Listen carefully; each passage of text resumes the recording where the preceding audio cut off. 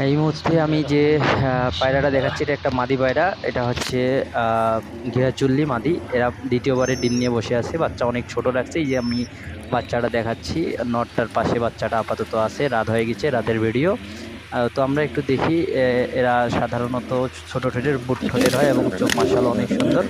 ডিম নিয়ে বসে আছে, একটা আইপিএস এর কার্টুনে বসায় দেওয়া আছে খুব ছোট্ট একটা জায়গায়।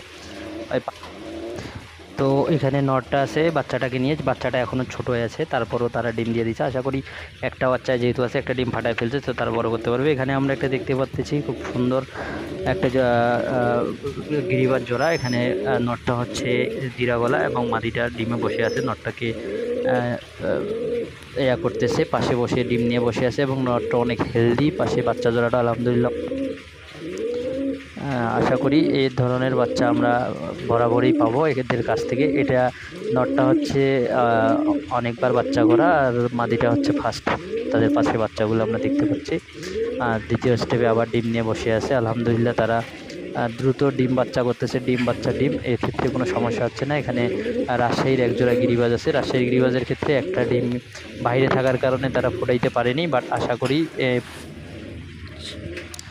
হ্যাঁ, এখানে এই গিরিবাজ জোড়াটা হচ্ছে নিচে, উপরে বাচ্চা রাখছে, নিচে আবার ডিম দিচ্ছে। এই ডিমগুলো ফোটার সময় হয়ে আসছে। আর কি যে হইলে একটু শুনে,